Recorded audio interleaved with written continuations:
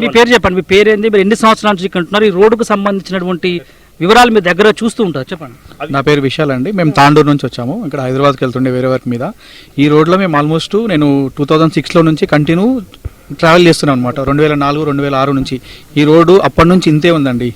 అంటే మేము చిన్నప్పటి నుంచి చూస్తున్నాం. ఆల్మోస్ట్ ఇప్పుడు నా 36 ఇయర్స్ ఏజ్. అంటే ఇప్పుడు మా పిల్లలు కూడా అంతే చూడాలా అండి. అంటే ఆల్రెడీ చాలా మంది పిల్లలు బాధపడ్డారు. ఎన్నో యాక్సిడెంట్లు అయినాయి. మొన్న రీసెంట్లీ ఒక యాక్సిడెంట్ అయింది ఇక్కడే. కూరగాయలు అమ్ముకునే వాళ్ళ పైన లారీ వెళ్ళిపోయేది.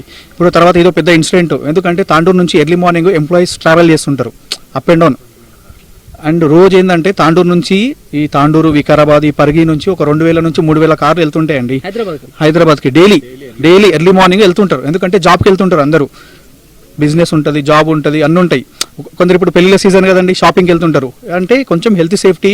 ఇప్పుడు కార్లో సీట్ బెల్ట్ వేసుకున్నారా లేదని మీరు పోలీసులు అడుగుతారు. బస్సులో సీట్ బెల్ట్ ఎందుకు పెడతలేరు, ఎయిర్ బ్యాగ్స్ ఎందుకు లేవు బస్సులో? కరెక్టే కదా, బస్సులో కూడా ఎయిర్ బ్యాగ్స్ ఉంటే ప్రమాదం అయ్యేదా? మాది తాండూరు అండి, ప్రాపర్ తాండూరు. ముగ్గురు ఇప్పుడే జస్ట్ ఇందాక వెళ్ళారండి. ఒకటే కుటుంబానికి చెందిన ముగ్గురు చనిపోయారు. చిన్నపిల్లలే, ముగ్గురు ఆడపిల్లలు మాత్రమే, వాళ్ళు కూడా మళ్ళీ. కాదండి, ఇప్పుడు మీరు కార్లో సీట్ బెల్ట్ వేసుకున్నారా లేదని అడుగుతున్నారు కదా. ఇది గవర్నమెంట్ బస్సు కదా. గవర్నమెంట్ బస్సులో సీట్ బెల్ట్ ఎందుకు ప్రొవైడ్ చేయట్లేదు? గవర్నమెంట్ బస్సులో ఎయిర్ బ్యాగ్స్ ఎందుకు ప్రొవైడ్ చేయట్లేదు మీరు? టెక్నాలజీ ఇప్పుడు రేవంత్ రెడ్డి అంటున్నారు కదా, తెలంగాణ ఇంత చేస్తా అంత చేస్తా అని. ఈ టెక్నాలజీ దీంట్లో కూడా యూజ్ చేయాలి కదా. ఇప్పుడు మీరు కొడంగల్ని డెవలప్ చేస్తున్నారు. ఫస్ట్ ఎక్కడ డెవలప్ చేయాలి? ఈ రోడ్ని డెవలప్ చేయాలి. కొడంగల్లో వెహికల్స్ ఎక్కువ తిరగవు సార్. ఎక్కువ వెహికల్స్ తిరిగేది ఈ రోడ్డు. కరెక్టే కదా, ఈ రోడ్లో ఎక్కువ వెహికల్స్ తిరుగుతాయి.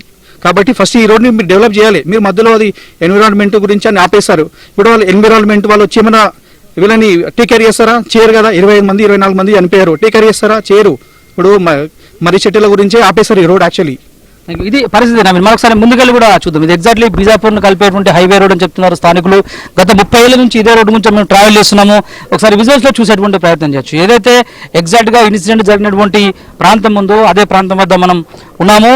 బిజాపూర్ ఎక్స్ రోడ్ నుంచి, అంటే ఎగ్జాక్ట్గా చేవెళ్ళ నుంచి ఇటువైపు వస్తున్నటువంటి వాహనాలు కావచ్చు, లేదంటే మొయినాబాద్ నుంచి చేవెళ్ళ వైపు వెళ్తున్నటువంటి వాహనాలు కావచ్చు, ఎక్కడికక్కడ స్ట్రక్ అయిపోయినటువంటి పరిస్థితి కనిపించింది. వాహనం తీవ్రత ఎర్లీ మార్నింగ్ 6:40 ఈ యాక్సిడెంట్ జరిగిందంటే టిప్పర్ డ్రైవర్ పూర్తిగా నిద్రలో ఉన్నట్లు తెలుస్తుంది.